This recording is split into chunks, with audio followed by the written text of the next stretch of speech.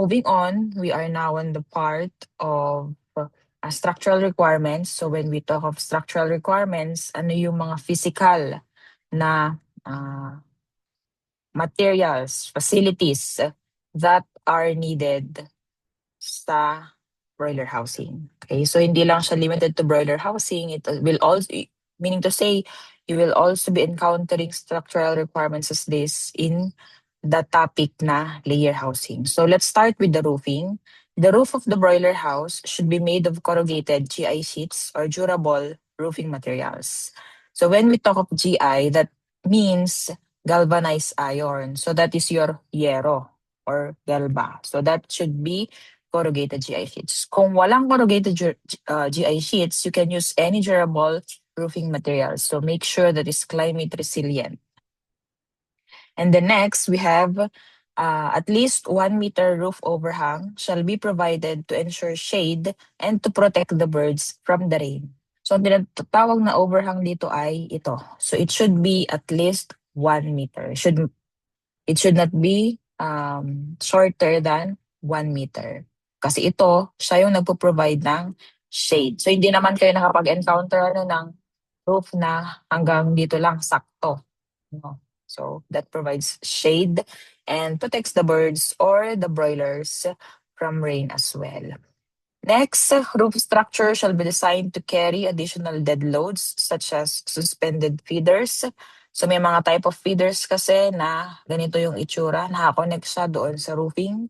So kapag mabigat or madaming laman itong suspended feeder, nabibigatan din yung roofing structure. Okay. But this is most commonly used sa mga large scale farms or commercial farms. Next, roof should be equipped with gutters so that rainwater can be drained away separately. Okay. Ang gutter, alam niyo naman yung purpose, right? So it is common sense or it is obvious or it is a must that lahat ng mga roofs ay dapat merong gutter. Okay. Next, ceiling. Once again, this is optional. Ang ceiling height shall be at least 2.4 meters high.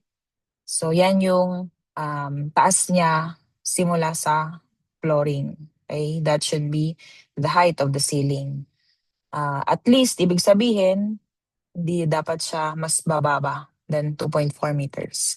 Kasi this height will ensure effective ventilation or adequate ventilation. And if there is adequate ventilation, hindi magiging stressful yung environment sa ating mga manok. It is also cost-effective and with proper ceiling, adequate ventilation, there is more space for vertical airflow. Next, walls, very important. This is another structural requirement. The walls should be made of suitable materials such as chicken wire, tulad nito. This is also a chicken wire, plastic chicken wire. Or we can also use bamboo slats, tulad nito. This is a well-made chicken cage or walls ng chicken cage made of bamboo slats. Okay? There should be provision to protect young chicks and older birds during cold weather and extreme winds. So ano yon? Ano ang pwede natin gawin as a material to protect young chicks during periods of cold weather and extreme winds? So we can use curtains or roll down tarpaulins. So yung mga tarpaulins ng mga old or used tarpaulins, pwede siyang gamitin. Ganito yung pagkaka-set up. Pwede rin, you can use old curtains ninyo. You can also use solid lower walls. Ganyan. So ang ginamit nila dito is GI sheets or your corrugated galvanized iron sheets. And the height from the flooring should be 1 meter para maprotektahan yung mga manok doon sa loob. We can also use temporary windbreaks. So ito siya, lalong-lalo na if there is extreme wind doon sa lugar. And then, kapag mainit yung panahon, you can just roll up tulad nung first picture kanina na roll down tarpaulins. And then, pag malamig yung panahon, particularly kapag nasa chick stage or brooding stage pa yung mga manok, we can use brooder guards tulad nito for our brooder chicks, chicks during the brooder stage. And the next, very important also is ano yung requirements sa door. The entrance doors shall be at least 900 millimeters wide, okay, by 2 meters high and shall be made to swing inward. Ibig sabihin ng swing inward is kapag papasok ka, ipupush mo yung door, okay, para ma-open. That is swing inward. It shall be covered with 25 millimeter mesh wire netting. So, typical example of a mesh wire netting na ginagamit is ito. Okay. Bakit gumagamit ng mesh wire netting? Para walang makakapasok na any predator inside. Especially kapag bumubukas itong door. Next, doors between pens shall be hung in pairs, okay, and be made to swing in both directions so that feed and litter carriers can be pushed through from either direction. So this is strictly implemented particularly for large scale farms or your commercial farms. So ibig sabihin ng swing in both directions, pwedeng push or pull yung pag-open mo doon sa door na yon. Next, in terms of the flooring, kapag slatted, the width of the slat, or this one, shall be 25 to 50 millimeters. So, ang width nito, ito'y basar. And the space in between shall be 25 to 38 millimeters. Hindi dapat siya mas malawak or mas maluwag than this 38 millimeters. Kasi kung mas maluwag, mas lulusot yung fit ng chicks dito. So on top of the slats, plastic nets or fish net with 25 millimeter holes shall be used. This is strict, very important for a commercial or large scale farms. Next, if welded wire is used, it should have 625 square meters. So ang tinutukoy dyan na 625 square millimeters na mesh ay ito. So, gaano kaluwag ang holes nitong mesh wire? Yan yung 625 square millimeters ng welded wire na yan. The wire shall be supported every 300 millimeters or 0.3 meters. Suppose itong buo na to ay 1 meter. So, yung 1/3 niyan or your 0.3 meters ay merong support, which is this. So, itong kahoy na yan yung support niya. Slats or wire floors shall be constructed in sections so that they may be removed when it is necessary to clean the droppings from under them or when the house is cleaned. Okay, so by section siya. So if you open this, meron kang makikitang section or partition in or mga para maging tatlo yung compartments nito. Or pwede ring movable itong cage na to para mas mabilis yung paglilinis and pagdidisinfect. The floor shall be elevated at least 900 millimeters from the ground.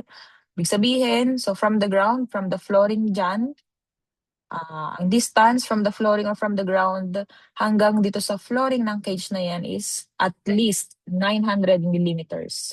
So take note of the keyword at least, hindi dapat siya mas mababa than 900 millimeters. Okay? So bakit ganito yung statement? Para merong enough space for cleaning, for proper and effective cleaning and disinfection. And the posts should have a diameter of at least 200 millimeters. So ang post na tinatawag dito ay yan. The diameter should be at least 200 millimeters. Now, if the floor is litter type, big sabihin, you have litter materials na nandoon sa flooring. Pero syempre,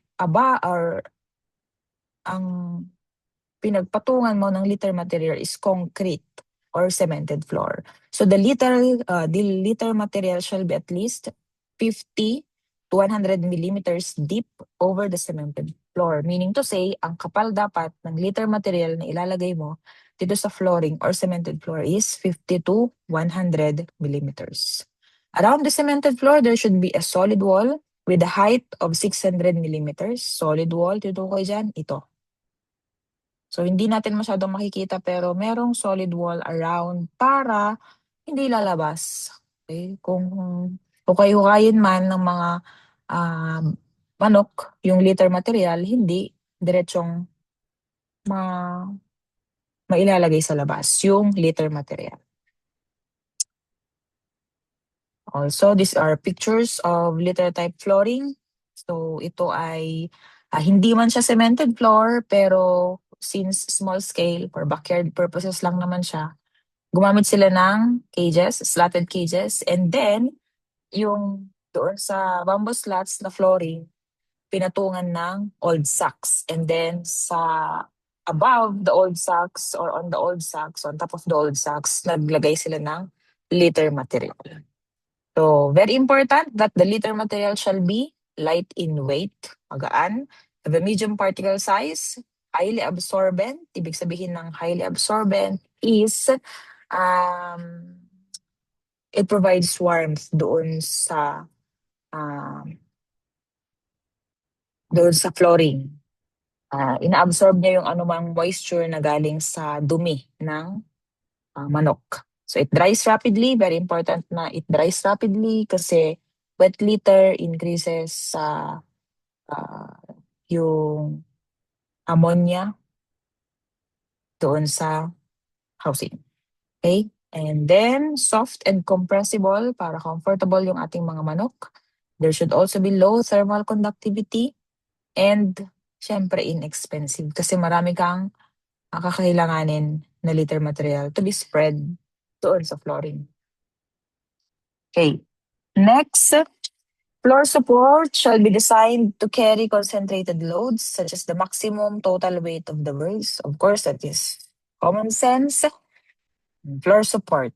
No? So, dapat yung flooring, halimbawa dito, ay kayang i-carry yung weight or kayang i-bear yung weight ng mga birds na ilalagay mo or yung mga manok na ilalagay mo.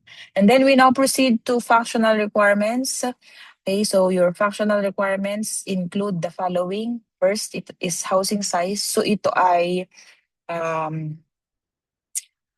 kailangan na masunod din because take note of the words used or keywords used, shall. So the width of the pen or the width of the housing or the width of the width of the housing shall be about 10 meters to 12 meters. Yun dapat yung lawak.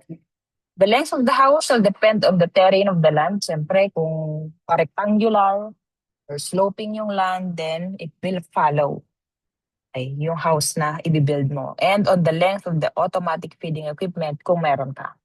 The brooding area shall be surrounded with cardboard tulad nito, okay, or any metal sheeting or any hardboard. So ang brooder, so tinatawag yung itong cardboard, metal sheeting or any hardboard, sila yung ating mga brooder guards.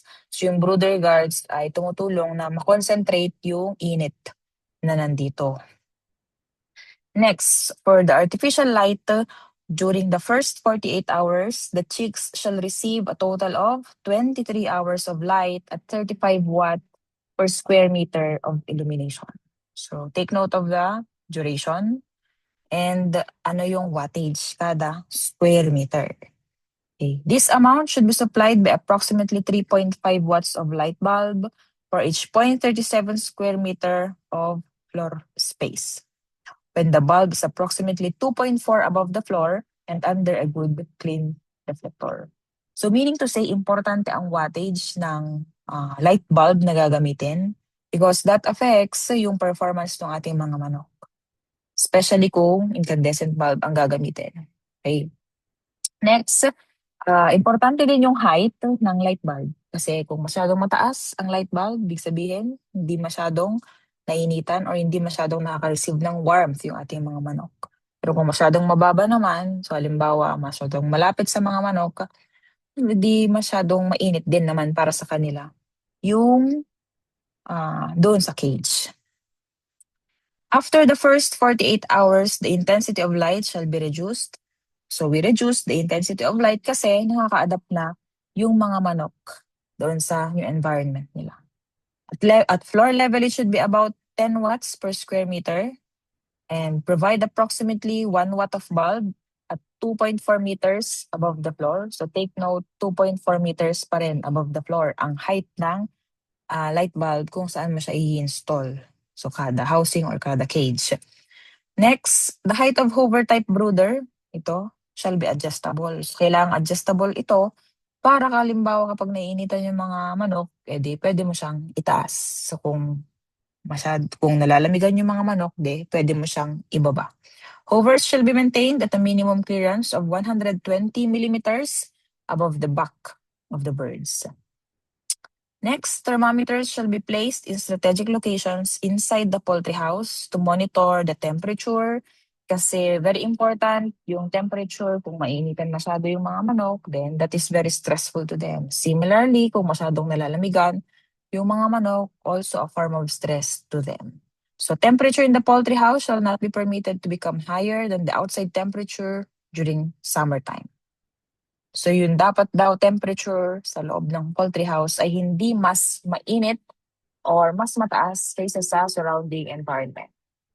Temperature should be lowered by providing additional water troughs, roof sprinklers, foggers, and fans, or you just provide them additional drinking water.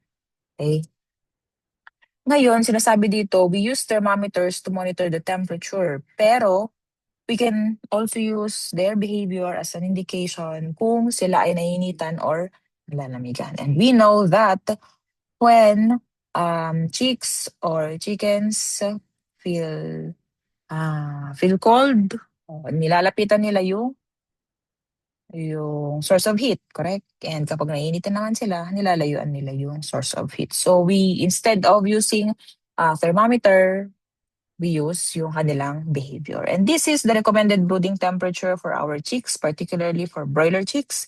And notice na mas bumababa yung kanilang temperature requirement as they age because their system or their body can already adapt to the surrounding or to the outside temperature.